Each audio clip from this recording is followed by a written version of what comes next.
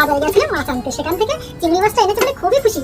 কেননা যেহেতু চিংড়ি মাছ দিয়ে যে কোনো সবজি রান্না করলে কিন্তু হেভি টেস্ট। চিংড়ি মাছের হুমো এতে বেটে নিয়েছে, আপনারা বুঝতে পারবেন না। আর এর সাথে কিন্তু অল্প এত কটা কিন্তু মুসুরির ডাল কিন্তু একদম ভিজিয়ে বেটে নিয়েছে।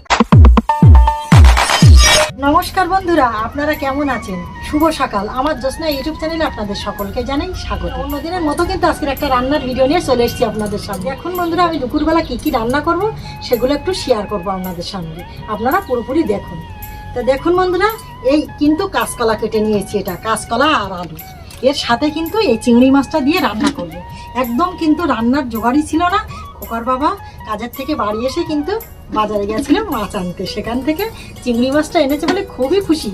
কেননা যেহেতু চিংড়ি মাছ দিয়ে যে কোনো সবজি রান্না করলে কিন্তু হেভি টেস্ট হয়। তা দেখুন ওই জন্য কিন্তু আমি এই কাঁচকলাটা কেটে নিয়েছি, এই কলা দিয়ে আর এই চিংড়ি মাছ দিয়ে রান্না করব। আর দেখুন এই চিংড়ি মাছের হুমো কিন্তু সবাই ফেলে দেয়, আর আমি কিন্তু ফেলি না। চিংড়ি মাছের হুমো এতে বেটে নিয়েছি, আপনারা বুঝতে পারবেন না।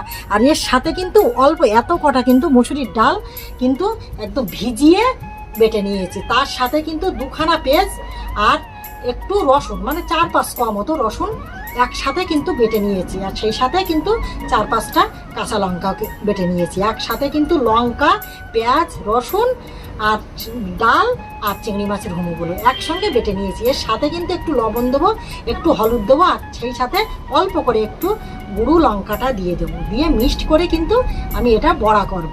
তা দেখুন বন্ধুরা, এই বড়াটা কিন্তু হেভি লাগে। আর এই যে সবজিটা রান্না করব মাছের তরকারি, সেই তরকারির সাথে কিন্তু লঙ্কা আর পেস্টটা দিয়ে দেবো, এটা কেটে নিয়েছি।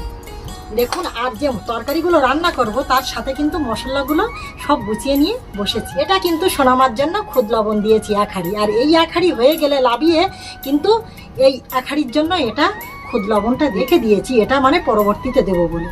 তা দেখুন বন্ধুরা, এই উনুনে কিন্তু আমি কড়াটা বসিয়ে দিয়েছি। তা সব কিছু গুছিয়ে কিন্তু আপনাদের সঙ্গে শেয়ার করছি।